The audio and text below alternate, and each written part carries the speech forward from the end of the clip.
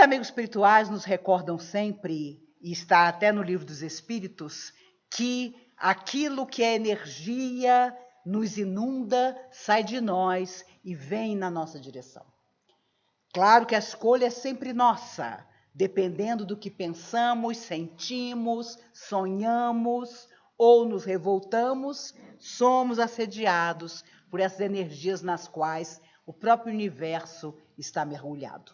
E a doutrina espírita nos traz com detalhes essa realidade, não só nas obras que foram codificadas pelo codificador Kardec, mas também nos 412 livros psicografados por Chico Xavier e, claro, os outros médiuns também.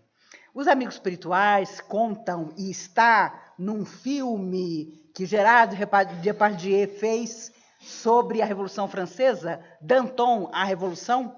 Essa cena existe no filme e os amigos espirituais dizem que ela realmente aconteceu.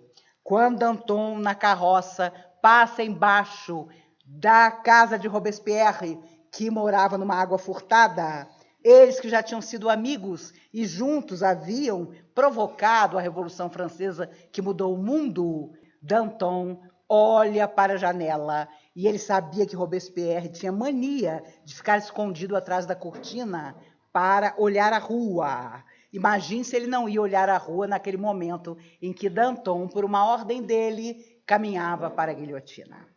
Mas, para a surpresa de Robespierre, quando a carroça passa embaixo da janela, Danton ergue o rosto e diz: "Tu me seguirás, amanhã serás tu."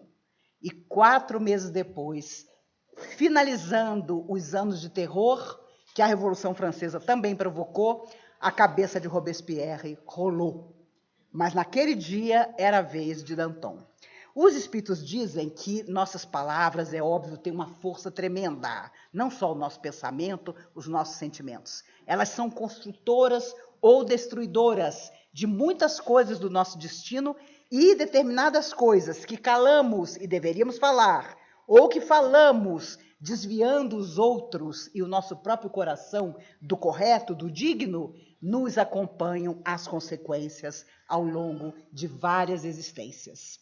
Os espíritos contam que no momento em que Danton diz: "Tu me seguirás, amanhã serás tu", o pavor tomou conta de Robespierre, que era um covarde, embora tivesse tido uma dimensão humana impressionante para a época. Na realidade, ele se deixa envolver naquela hora pelo pensamento mais cheio de sombra e passa a mergulhar completamente no pavor do terror que ele mesmo havia incentivado. Os últimos meses de sua vida na Terra foram de ver fantasmas, de não conseguir dormir, de não conseguir comer, de viver atormentado pela ideia de que Danton lhe lançara uma praga, uma energia tão negativa que ele não conseguia, da qual ele não conseguia se libertar. Os espíritos também falam muitas vezes sobre a Segunda Grande Guerra. Foram 6 anos em que a Europa passou tudo que se pode imaginar em termos de destruição. Há muitos anos atrás, em 81, seu Mário, então presidente da casa, um dos seus fundadores, e Dona Irene, sua esposa, foram fazer uma viagem pela Europa. E ela, com a mediunidade impressionante que tinha, de clarividência, passado, presente e futuro, através dela, vocês sabem, as orientações que formataram essa casa sempre existiram. Quando eles chegaram a Berlim, ela passou muito mal, porque na entrada da cidade havia um cordão impressionante de nazistas empunhando os braços, ainda com a suástica em seus ombros, à porta de Berlim. E os amigos espirituais disseram a ela o que sabemos é uma realidade, que até aquela data, 1981, a guerra terminou em 45, a Segunda Grande Guerra não tinha terminado, psiquicamente falando, e no mundo espiritual, dizem os espíritos, em muitas regiões de sofrimento, ela existe até hoje. Porque foi uma imantação pavorosa de sofrimento, de sonhos que foram arrancados, de pessoas que viveram realidades terríveis, tanto os algozes como as vítimas muitos se perseguem até hoje por falta de perdão, por falta do desligar mental de tudo aquilo que aconteceu. É óbvio que quando você sofre muito, quando você não perdoa, os espíritos gostam de lembrar, estamos ligados a quem nos magoou. Estamos ligados a quem nós não perdoamos. E isso é complicado demais, porque nós trocamos energia com essa pessoa, mesmo a longa distância. Inclusive, nas relações afetivas, muitas vezes você vê que o amor terminou, você não tem sentimentos mais de amor por aquela pessoa, mas você leva muito mais tempo para realmente se esquecer dela. E há aqueles de quem você nunca esquece, porque a imantação psíquica permanece. E ela é muitas vezes complicada, porque ela ainda liga você a alguém que optou por seguir outro caminho, ou você optou por seguir outro caminho, mas mentalmente, muitas vezes, ainda estão ligados. Então, a pessoa geralmente diz assim, ai, sonhei com fulano. Meu Deus, foi um pesadelo horrível. Eu corria do fulano e o fulano atrás de mim. Ou vice-versa, porque a verdade é que o desligar psíquico de alguém que um dia amamos demora muito mais do que o próprio sentimento, que muitas vezes termina no nosso coração. Reencarnação provoca reencontro, não só entre nós, mas o reencontro das energias. Por isso, reencarnação também é reencontro energético, de afinidade ou de repulsa. Às vezes temos pela sociedade o dever de abraçar, de nos relacionar positivamente com determinada pessoa que nós não suportamos e não temos explicação para aquilo. Porque a energia do outro, que muitas vezes é contrária à nossa, porque tem relação com o passado, chega antes. Quantas vezes alguém que não gostava de você de verdade disse para você, eu te amo, e você sabia que não era verdade? Ou quantas vezes a pessoa era tão boa nisso que ela dizia, eu te amo, e você acreditava. Mas se você prestasse um pouquinho de atenção na sensação que aquele eu te amo te proporciona, você não se enganaria. Porque alguma coisa dentro de nós diz que a pessoa está mentindo, mesmo quando da sua boca saem palavras afetuosas, maravilhosas. É um ponto de interrogação. É como se você soubesse que alguma coisa está errada. E as pessoas costumam dizer, é a minha intuição, ninguém me engana. Quando a pessoa fala alguma coisa, eu sinto que não é verdade. Ou ela disse determinada coisa, mas eu sei que a verdade é outra. E é claro, as pessoas às vezes mentem com uma tranquilidade absoluta. Durante os anos em que eu fui orientadora na comunhão, ainda muito garota, os espíritos estavam sempre junto, claro, de mim, dos outros orientadores, mas pela vidência, às vezes a pessoa sentava na frente e começava a contar uma história. Ah, eu vou contar para você a história da minha vida.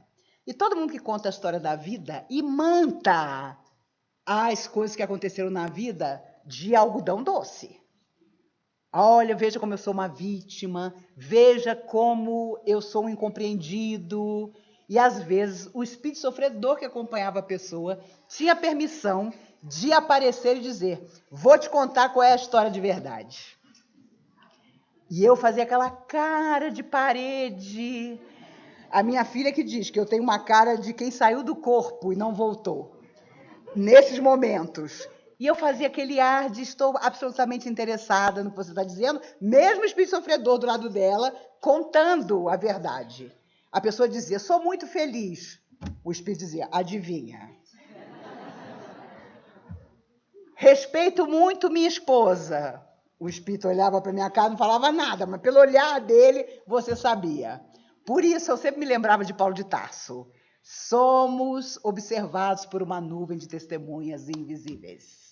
Porque, sem dúvida, as almas que sofrem só nos respeitam quando nós realmente falamos a verdade. Quando nós nos modificamos mesmo. Principalmente os nossos adversários de ontem. Você pode ter a lábia maior do mundo. Se você ainda tiver no coração aquelas antigas características que te ligaram àquela alma que sofre e que não te perdoa, ela vai te acompanhar para saber se você realmente se modificou. Se você se modificou, os anos passam e ela vê que você não tropeça. Ou, naturalmente, é um ser humano, tem suas dificuldades, mas permanece fiel a determinada mudança positiva. Aí eles desistem. Só aí eles desistem.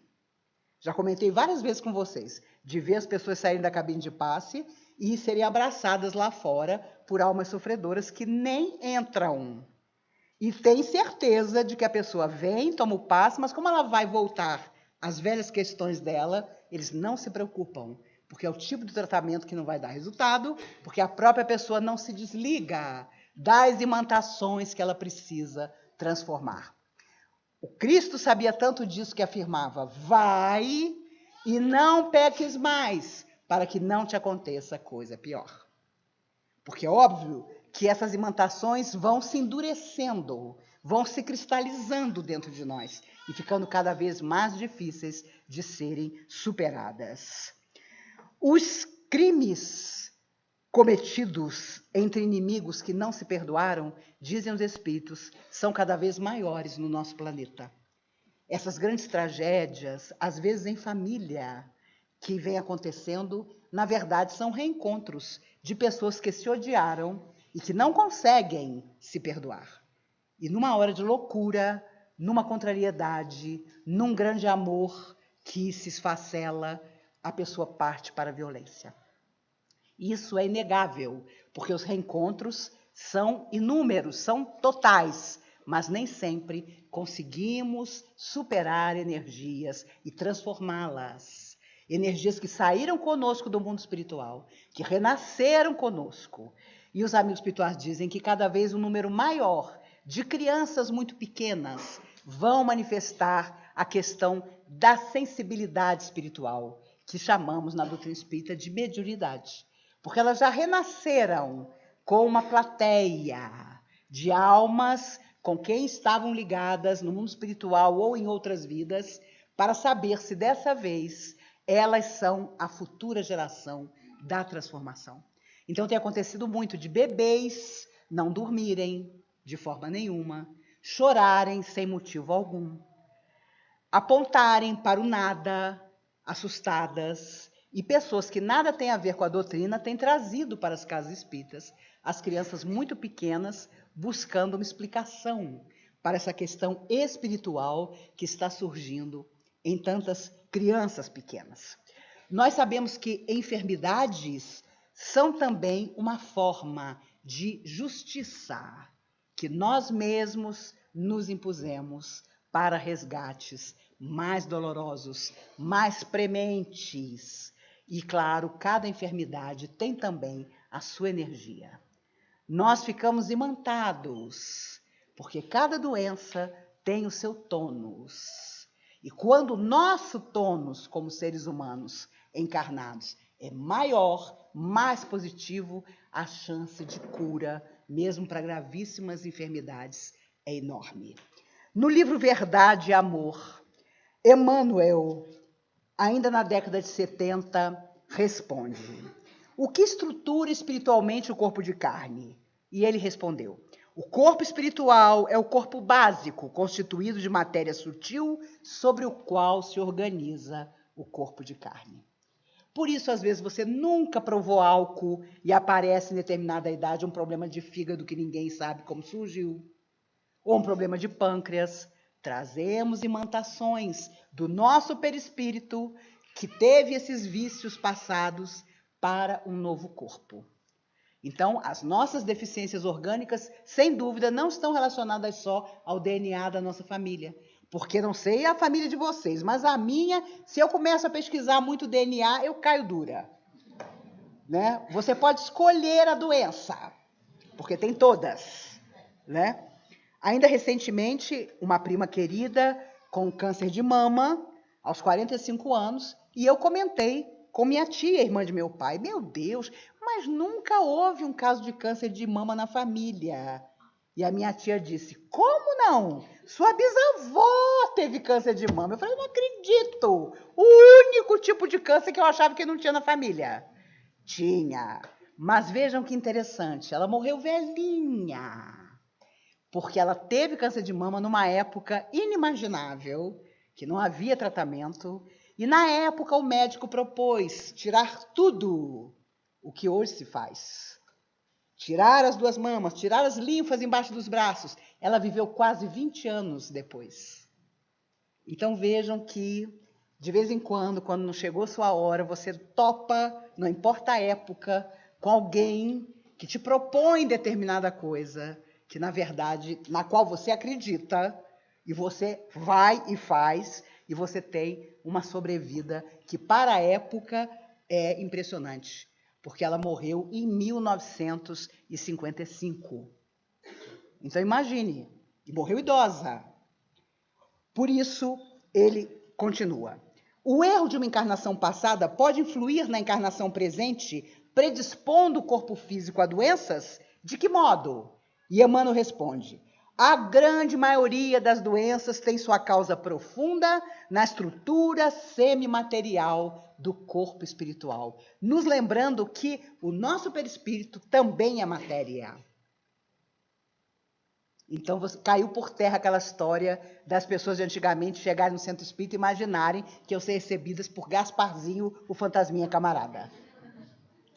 Tudo diáfano, tudo invisível, tudo leve, parecendo um algodão. Não, o nosso perispírito tem uma parte semimaterial. Havendo o espírito agido erradamente nesse ou naquele setor da experiência evolutiva, vinca o corpo espiritual com desequilíbrios que o predispõem à instalação de determinadas doenças conforme o órgão atingido. Quais os 2 aspectos da justiça? E ele responde: a justiça na terra pune simplesmente a crueldade manifesta, cujas consequências transitam nas áreas do interesse público, dilapidando a vida e induzindo a criminalidade. Entretanto, esse é apenas o seu aspecto exterior, porque a justiça é sempre manifestação constante da lei divina nos processos de evolução e nas atividades da consciência. Portanto, ele fala que acima da justiça humana nós estamos tutelados e imantados, porque viemos do mundo espiritual com essa certeza da ideia de que existe uma justiça divina que nós mesmos impomos a nós. Qual a relação existente entre doença e justiça? E ele responde: no curso das enfermidades, é imperioso venhamos a examinar a justiça, funcionando com todo o seu poder regenerativo para sanar os males que acalentamos.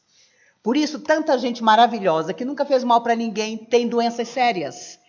Poxa, mas como que fulano, meu Deus, foi ter uma doença dessa? Os fundadores da comunhão, os conheci todos.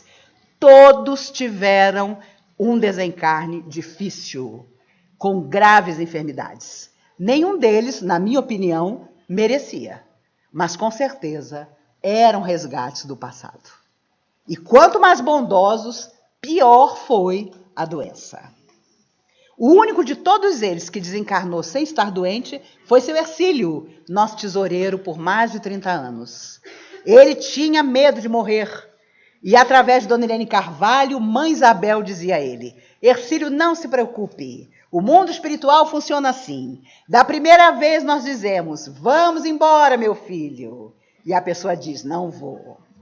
Da segunda vez nós dizemos: vamos embora, meu filho. Chegou sua hora. Seu corpo está machucado, ou então você já está muito idoso. E a pessoa diz: não vou. Da terceira vez, Hercílio, a gente não pergunta, a gente leva. E ele desencarnou subindo numa escada para trocar uma lâmpada na sua casa. Por isso, não tem jeito.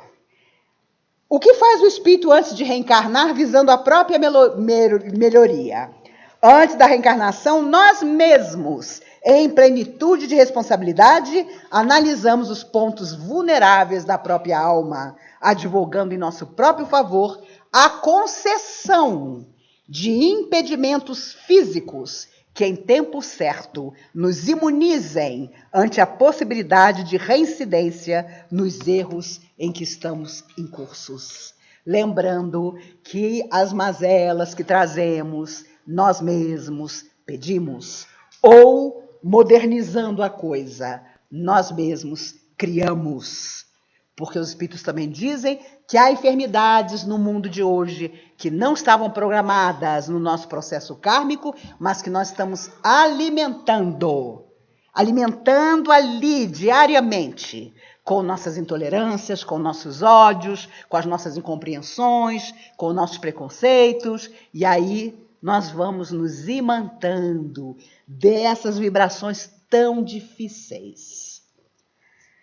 Quando nós falamos sobre os psiquiatras e psicólogos que hoje existem na Terra e que, através de terapia familiar, de terapia de casal, tentam ajudar as pessoas em desequilíbrio, estamos falando de um trabalho muito sério, que às vezes, por puro preconceito ou comodismo, nós recusamos.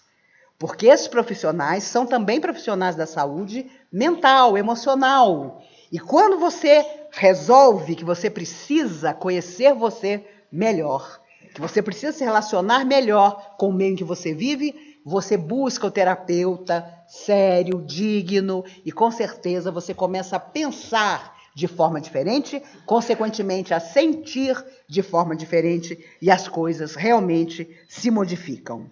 Na pergunta 258 do Livro dos Espíritos, de 1857, o livro basilar da doutrina espírita, pergunta Kardec aos espíritos: no estado errante, o espírito tem consciência do que lhe vai acontecer durante a vida?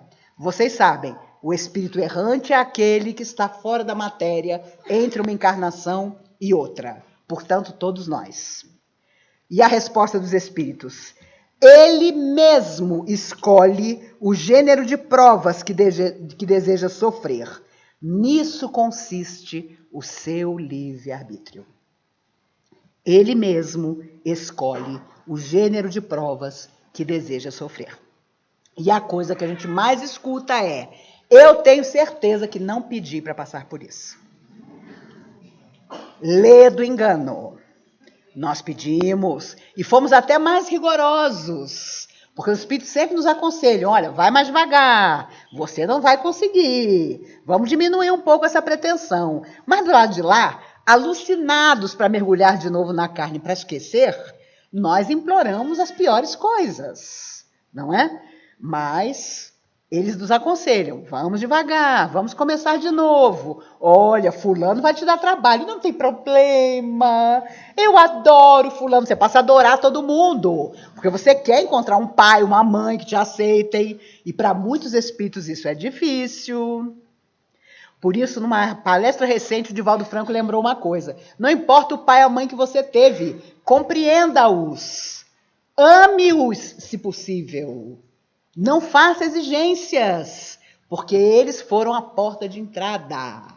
Não importa como tenham sido para a nossa alma imortal. Claro, lembramos dos grandes desastres, dos desencarnes coletivos, em que as pessoas resgatam débitos. Mas mesmo aí, devido à imantação de cada um, o socorro é diferente para cada um, embora o acidente tenha sido o mesmo. E os motivos também são diferenciados. Nem todo mundo que desencarna num determinado acidente tinha o mesmo resgate a fazer. Tinha feito a mesma coisa errada. Os espíritos relatam um recente acidente de avião, já tem uns anos esse acidente, em que as pessoas foram socorridas, porque estava programado que o avião ia cair, essa coisa toda. Mas 6 delas não puderam ser recolhidas, porque já viviam hipnotizadas, imantadas por uma série grave de acontecimentos e de atitudes menos nobres, criminosas, pode-se dizer, por entidades com muito poder sobre elas.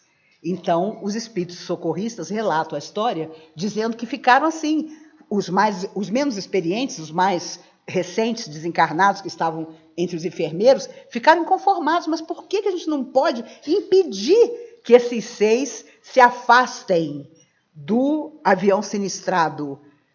Eles nem enxergavam o socorro, porque escutavam vozes chamando por eles para saírem dali, para saírem daquele circuito de socorro da espiritualidade superior e caírem nas mãos das entidades sofredoras que estavam acostumadas a assediá-los e a manipulá-los durante toda a existência na Terra.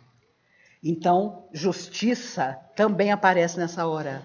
Nós, saindo do corpo, nas mesmas circunstâncias, somos socorridos de forma diferente. E, às vezes, não somos socorridos, porque permanece em nós a imantação do que foi toda a nossa vida na Terra.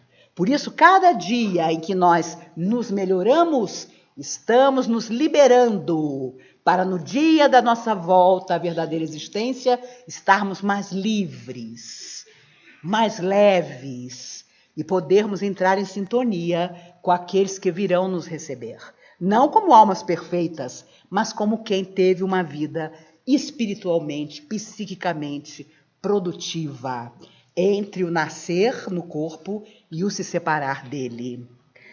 Recentemente, uma das pessoas que estava na equipe do avião que caiu com o time da Chapecoense deu uma mensagem contando à família que, quando o avião caiu, ele, particularmente, foi, claro, ele não esconde na mensagem que, quando o avião foi perdendo a sua autonomia, foi um Deus nos acuda dentro do avião. Mas ele fez uma prece e pediu que o que quer que acontecesse, que eles fossem amparados. Então, o último pensamento dele não era sobre ele mesmo, mas sobre todo mundo que estava ali, no avião. E ele, imediatamente, quando sentiu que o avião tinha caído, ele não sentiu nada. Ele imediatamente se viu fora do corpo e sentiu uma mão a tocá-lo. Era a avó dele. E aí ele viu, obviamente, que o avião estava sinistrado, que ele estava fora do corpo físico. E ele imediatamente ia falar, mas a avó diz: fique em silêncio, não diga nada. E ele percebeu que os enfermeiros desencarnados estavam ali a socorrer a todos eles. E ele, sem detalhes, é claro, porque muitas vezes eles não têm essa permissão, no meio da mensagem ele diz: não houve injustiça no nosso caso. Nós éramos, em outras vidas, todos nós, o mesmo grupo. E, através de guerras, fizemos de propósito com que muitos aviões fossem sinistrados. Nós tínhamos um encontro, jogadores, jornalistas, equipe técnica, naquele dia.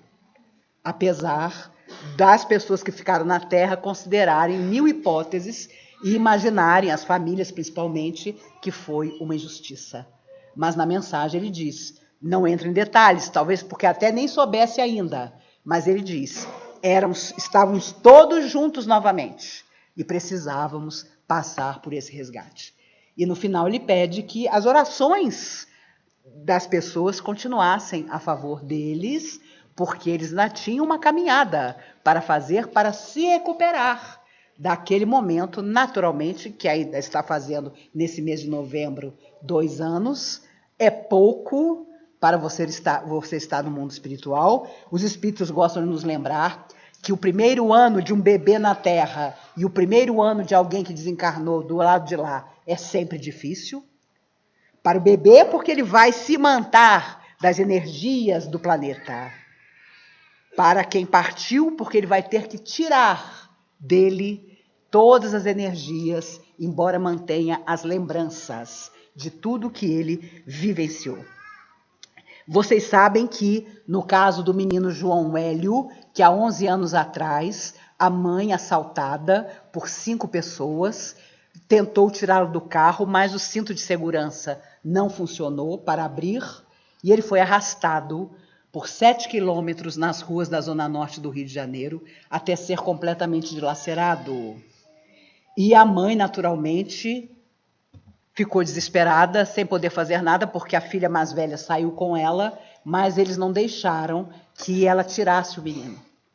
E durante o caminho, claro, as pessoas que viam aquele carro passar alertavam, sem imaginar que ali estavam ladrões, que havia uma criança pendurada no banco de trás. Foi uma coisa terrível, já faz 11 anos, o menino ia fazer 7 anos no mês seguinte ao do seu desencarne, hoje ele teria 18 anos. Isso aconteceu em 2000, um mês antes dele fazer 7 anos.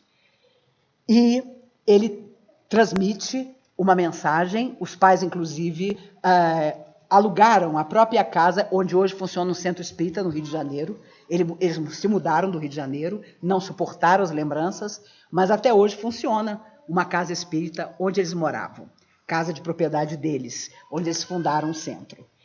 Mas, na mensagem que o menino teve permissão de mandar para eles, ele conta que há muito tempo atrás, ele era um homem extremamente cruel, morreu inclusive lutando contra os egípcios, quando Jesus tinha 22 anos.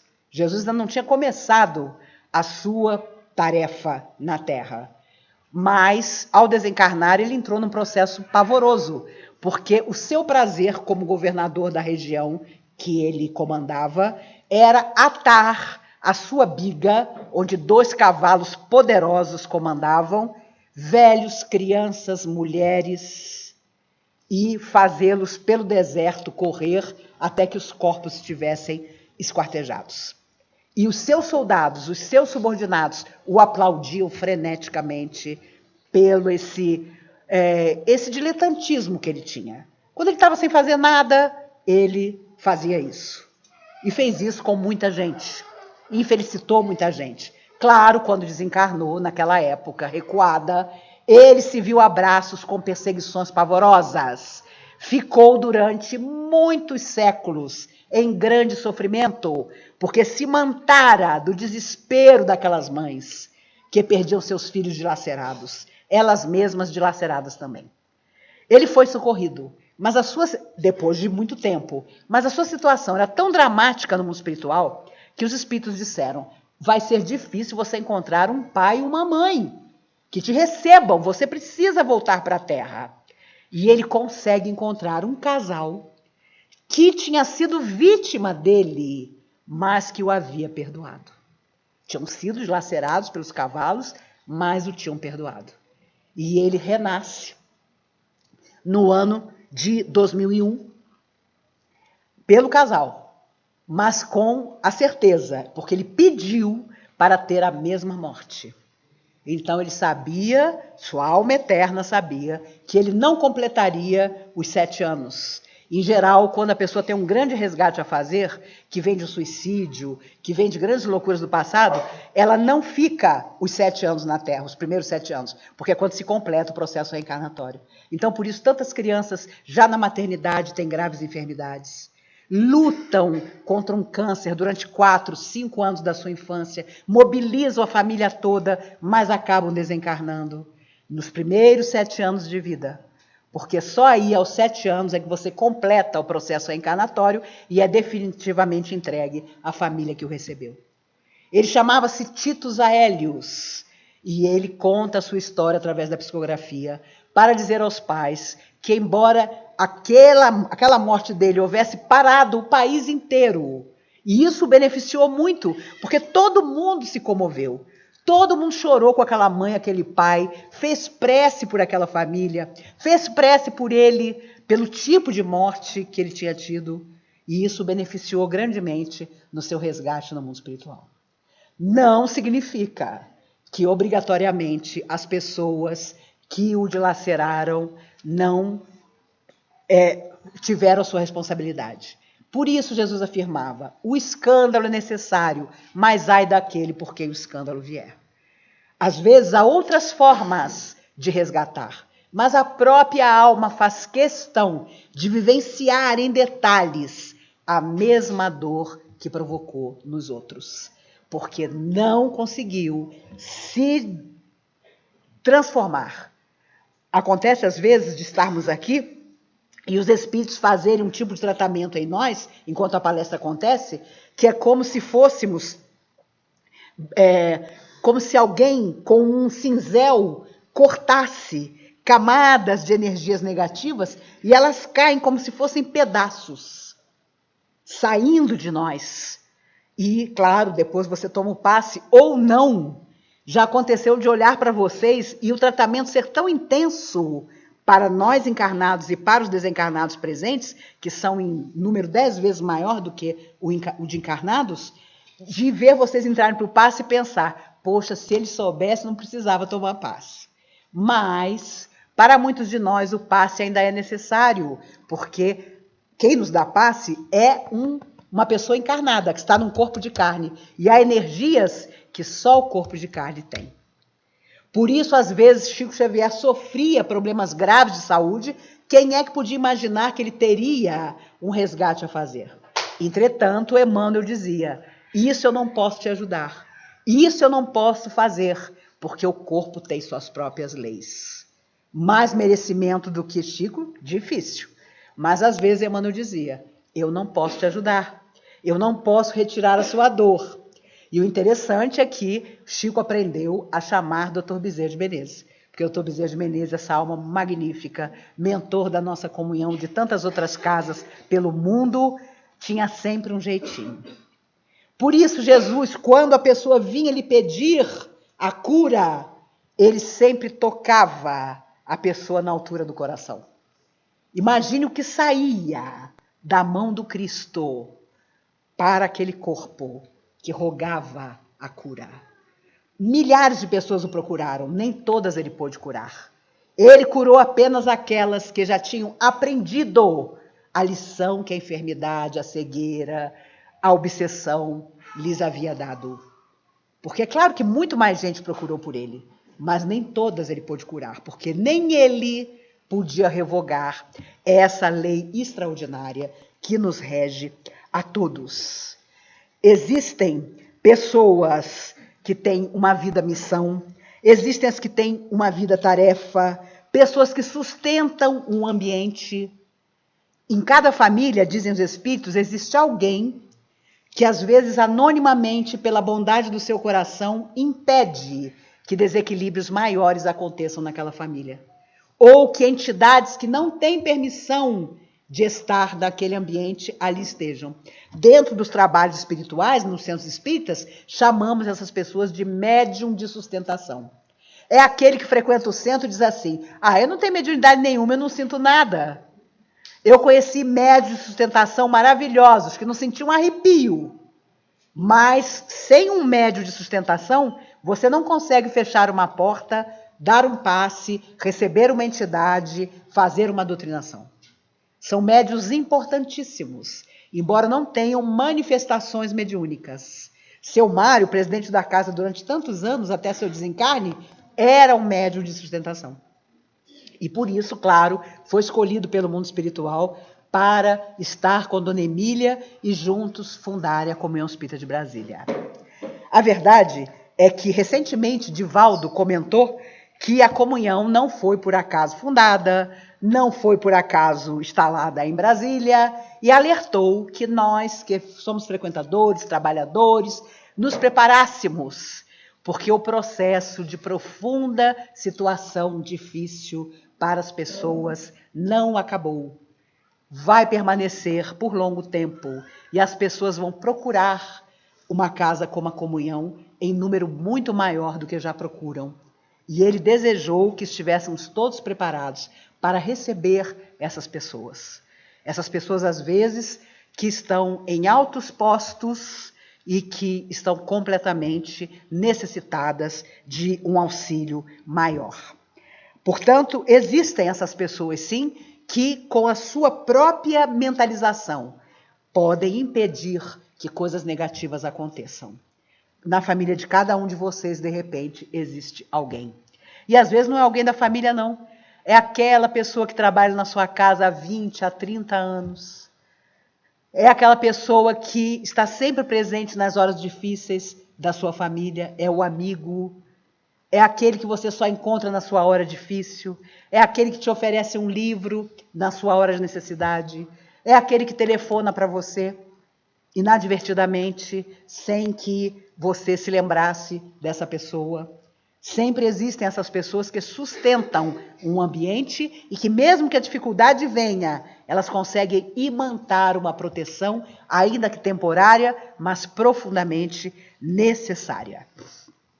Joana de Ângeles recentemente disse a Divaldo Franco, seu tutelado, que Jesus, como todos nós sabemos, fez um convite a 200 espíritos que necessariamente já não precisariam mais voltar à Terra, mas ele os convocou para começarem a vir.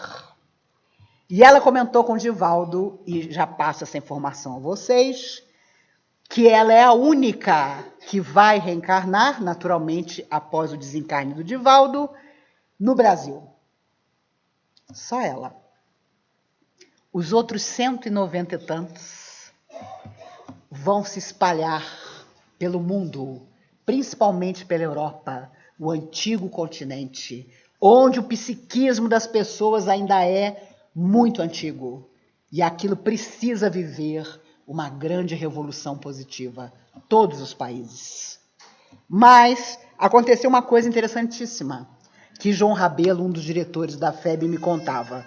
Recentemente, o Divaldo foi convidado pelo Vaticano para participar daquele encontro com o Papa. E o Divaldo, obviamente, foi. Na hora de cumprimentar o Papa Francisco ficou olhando para ele e não desgrudava da mão do Divaldo. E o Divaldo começou a ficar meio preocupado, porque tinha uma fila atrás dele, né, de embaixadores, aquele pessoal bacanudo. E ele não soltava a mão do Divaldo.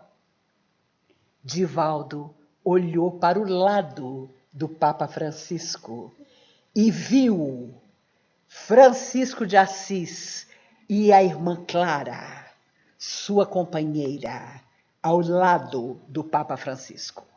E Joana de Ângeles, sua protetora, aparece e diz, apontando para o Papa Francisco, ele foi um dos primeiros 200 que já está na Terra. E Divaldo quase desmaiou. Porque ele achou que os 200 ainda iam reencarnar, aquelas coisas, né, de espírita.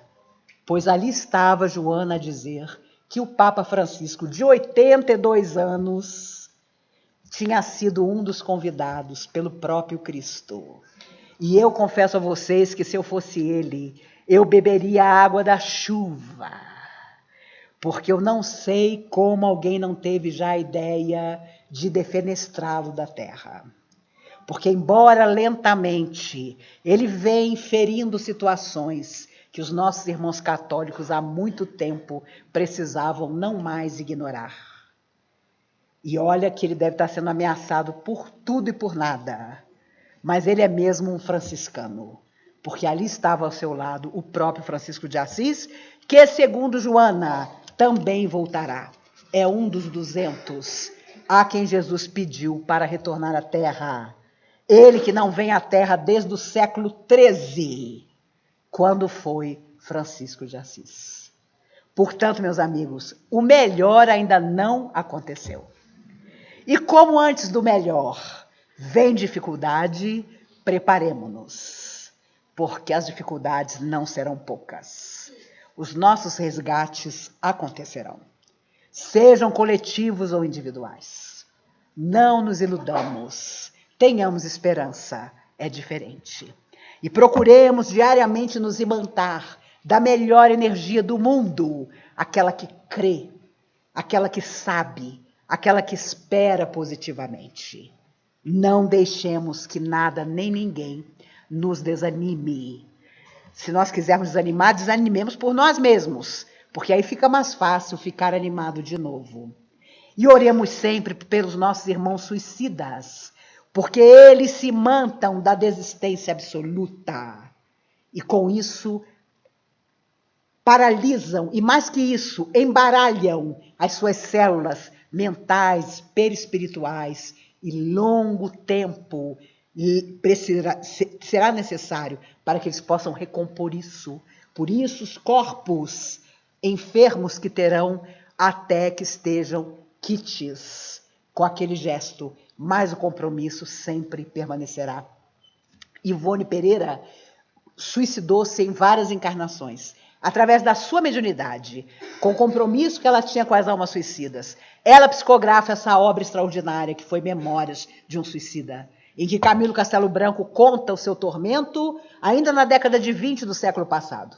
E mesmo assim, ela não resgatou tudo, porque ela tinha tirado a própria vida em mais de uma ocasião. Mas foi uma médium maravilhosa, não tão conhecida quando encarnada como Chico Xavier, mas deixou obras lindíssimas, Devassando o Invisível, Recordações da Mediunidade, Memória Suicida. Vale a pena a leitura dos livros de Ivone Pereira. E não nos esqueçamos, como dizia Casimiro Cunha, em 1945, quando a Segunda Guerra acabou. Espiritismo é uma luz gloriosa, divina e forte, que clareia toda a vida, ilumina além da morte.